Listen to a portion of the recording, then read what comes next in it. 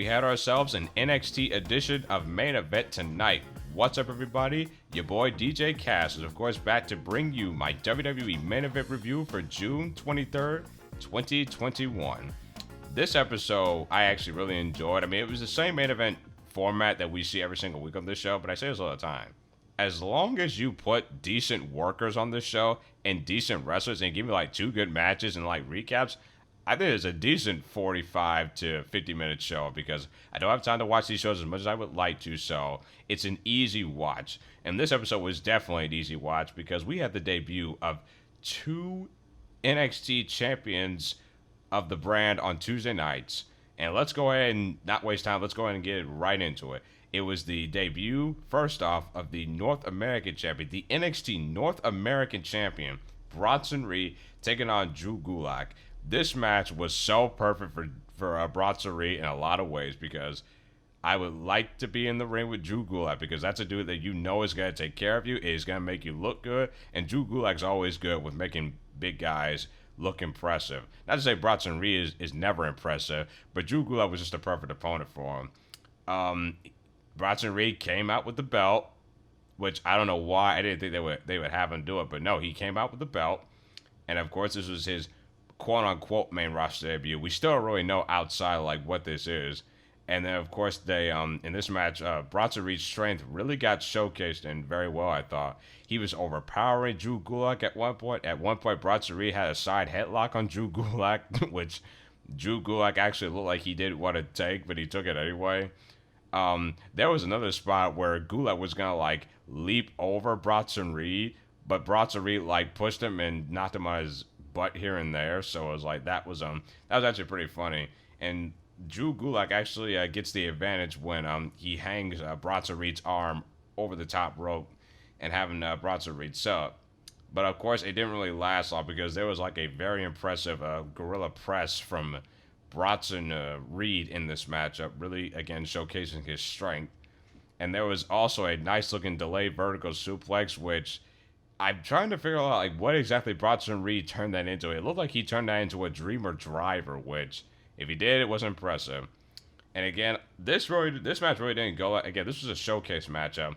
And after Bronson Reed hit the Dreamer Driver, he went up to the top rope.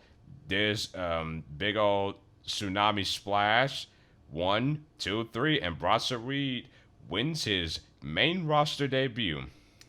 And again, as far as the match itself, I thought it accomplished what it needed to be. And when I get to the debut of Karrion Kross, I'm gonna explain a little bit why the Bronson Reed debut worked and why I think the Karrion Kross debut worked, but probably would not have worked if it was actually on cable television. So let's go ahead and get into the first of our recaps here. They recapped the Roman Reigns versus Rey Mysterio storyline from SmackDown, and they showed some highlights of the Cell match from the Hell in a Cell match, I should say, from Friday night on SmackDown, which from what I saw, it definitely looked like a decent match, and when I went back and I watched it in full, it was actually a very good match. I honestly wish it was on the pay-per-view this past Sunday. But yeah, what they're doing there, I actually really like the story, especially the stuff with the Usos, which really doesn't have a lot of progression for what I've been seeing. So it feels like we're spinning our wheels here until they actually figure out just what they want to do. So SmackDown being reigned by the Tribal Chief has just been great. So Roman keeps putting in good work, and that's pretty much all I gotta say about that. The next recap we had on this show was the Rhea Ripley versus a Charlotte Flair stuff, and they recapped the segment where they made the match for Money in the Bank in the rematch because Rhea got herself disqualified, even though it was a very, very dumb way for her to get disqualified. But that's neither here nor there. And when I watched the segment recap, nothing really happened. It's like you're telling me that after all that brawl, after all that fighting they did this past Sunday at Hell in a Cell, that like they're just doing a plain segment with right now is just a normal match where it should have steps. So I hope they do last woman standing because to me that's an easy way to give Rhea a win if they really, really don't want to pin Charlotte. But I gotta put Charlotte over for a second. Like, I don't know if you people have realized this, but Charlotte Flair has really got her mannerisms down. Like, her facial expressions are just flat out of this world right now. It's like she is literally channeling her Cruella de Vil for all you 1930 fans out there. But yeah, but I'm looking forward to the match though. At least they're setting stuff up for Money in the Bank. It's better than what they usually do. So we had that. Also, up next here on main event, they actually had a very decent highlight video package for the debuting Karrion Kross. So that was nice. I mean, again, we don't really know the situation with Bronson and Karrion Kross. Like, all we know right now is that these matches that I saw tonight was pretty much like tryout matches, something to give Vince McMahon to look at when he's scouting talent that he wants to bring out. Which to me, I was thinking like, Vince, you own the company. They're on NXT. They're on a brand on Tuesday night that you own. You're telling me that you can't find footage, but I guess it's back. I guess this is like back in the day where it was like somebody just handed Vince a tape and he was just like, "Here, these are the guys I want you to look at. Just look at this." So there we had that, and we're actually already at the main event match of the show, I should say, and of course, this is now the debuting NXT champion Karrion Kross versus Shelton Benjamin. Now, there's a lot to dissect because I actually wrote a bunch of notes on this. First and foremost, I need to get this right out of the way. Karrion Kross, without the smoke, without the Scarlet, without the video presence of where it looks like he's rising from the ashes, and without the lighting, Karrion Kross literally just came off like a normal dude. Because the way that his theme music works is that it helps build the anticipation for when he's about to destroy somebody or when he's about to, go into battle. This was literally just his music plays. They shot it in a way where it was like it was high, but like it's still a case where like he's just a normal dude.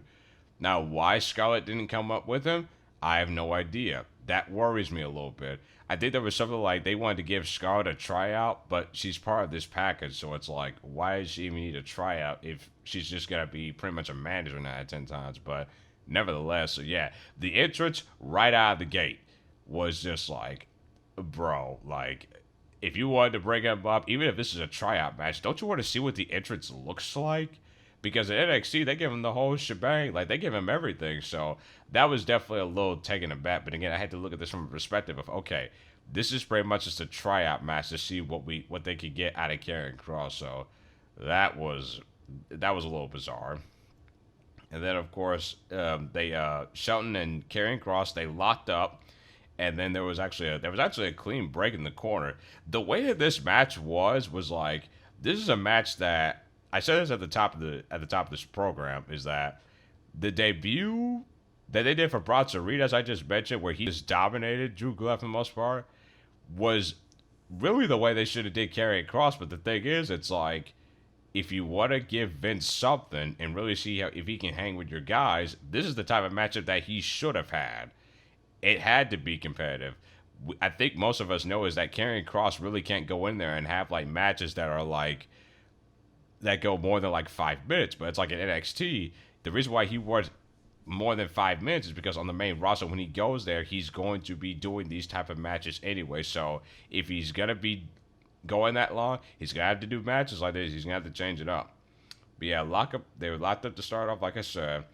I believe when I was watching, Karrion Kross unslingshotted Shelton right into the corner. And at one point, there was a nice looking like uppercut to the back when Shelton Benjamin was sitting down, taking it. There was a nice vertical suplex that got countered by Shelton Benjamin into that the net breaker that he does. And then Shelton Benjamin, before he went to the first commercial break, was like, he just literally cross-bodied himself all the way over the rope onto Karrion Kross. So that was actually a pretty cool spot. We then come back for the break, and then Karrion Kross, the way he got in control was he just did a simple clothesline after blocking one from Shelton after he was about to deliver his own. And there weren't really a lot of holes in this. Like, that's the thing about this match. This match was very, very like fast paced for the most part, believe it or not. Like, they did not really stop. Like, there was like maybe like 2 or 3 lull periods in there, but for the most part, they kept it moving. They kept it going. I mean, at one point, Kross had Shelton Benjamin in like an arm bar, but then the way Shelton got out of it was that he countered into an arm drag, and then this is when Shelton just made his comeback. Now he's doing clotheslines like crazy to Karrion Kross. There was also something else noteworthy in this match. Karrion Kross, if you've seen his match at NXT, he always does that Saito side suplex, but the way that he did it, it was definitely different. Like, he didn't like do it from the side. He did it sort of like if you ever done like a German suplex, he pretty much did the safe version of a Saito suplex while putting him in the German. So obviously he's not going to be using that Saito suplex often, so they had to X that. But if he is going to use it, he's got to do it safely. Not to say that he wasn't doing it safely before, but you can definitely tell he was told, like, dude, we can let you use the Saito suplex, but you're going to have to change it up to the way the guy doesn't look like he's landing on his darn head. There was definitely a nice heel hook from Kross after that. And then after that, like, literally, I believe this match went like maybe 6-7 minutes. After all that, Karrion Kross just locks Shelton Benjamin from behind with the sleeper, and Shelton Benjamin goes to sleep, and Karrion Kross wins his NXT. The NXT champion Karrion Kross actually wins his main roster debut. So I actually really liked the match. The only thing about it, again, it's like, if this were on Raw or if this were on SmackDown, I believe people would say that this went too long. But it's like, again, yeah, I gotta look at this from a perspective. He's gonna be doing matches like this long, so you might as well have him get his reps in. But here's the thing, he definitely looked flat out impressive. I should have mentioned this because it's in my notes. Like, he actually told Sean, I've been watching you for years. I know you like the back of my head. So that was actually some nice, decent little dialogue from there.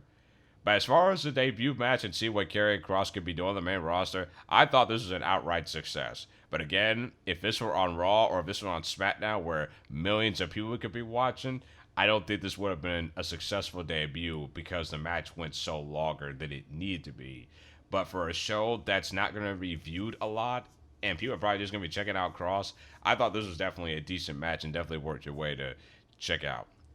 And we're going to get into the last of our recaps here. The last one here was the recap of the Drew and Lashley stuff from the pay-per-view this past Sunday.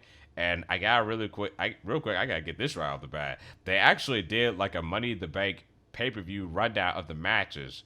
And I already know what the matches are, 4 of them. Lashley versus Kofi for the WWE Championship. Naomi, Asuka, Alexa Bliss, and I'm gonna call Nikki Cross for now, even though I know the gimmicks change, in the women's Money in the Bank ladder match. And then Ricochet and John Morrison and Riddle are in the men's Money in the Bank ladder match. And then again, Rhea versus Charlotte. So it's like, you could tell that they're putting emphasis on this pay-per-view because crowds are coming back. So the fact that we got 4 matches out of the gate, even though these matches are not happening for another month, is what they really should be doing. It actually got me excited to, get ready to see Money in the Bank. So there was that. And then our last recap to wrap up this program that we had was the Hell in a Cell match between Bobby Lashley and Xavier Woods, which, again, I only watched the highlights, so I'll probably go back and watch the whole match in full over the weekend. But what I saw from the highlights was good. But I still find it funny that we've had 4 Hell in a Cell matches in the span of 4 days. And the last one that they do on Raw is where they just announce it in the first hour and they don't even advertise it on television. They don't even advertise it like a day in advance. It's like, if this is a Hell in a Cell structure, you really need to sell us on it. So there was that. And of course, like I said, when I saw it, was good. And then, of course, the ending thing that we saw was when, of course, you saw on Raw, Lashley pretty much just beat up Xavier Woods the entire time while Kofi's still on the outside looking. And that was it for WWE Main Event. Again, people, I say this every week. If you really just want to show, if you really want 2 decent matches and you just want to keep up with on Raw and SmackDown, but you don't want to watch the actual shows, watch the WWE Main Event. And I would definitely say go out of your way to watch these 2 debuts because they're definitely 2 different debuts. And I am very curious to see what is going to happen to Bronson, Reed, and Karrion Kross from here. We shall see. All right, everybody, that is it from my end. Thank you for listening. I am DJ Cass, and I will see you around. Later days.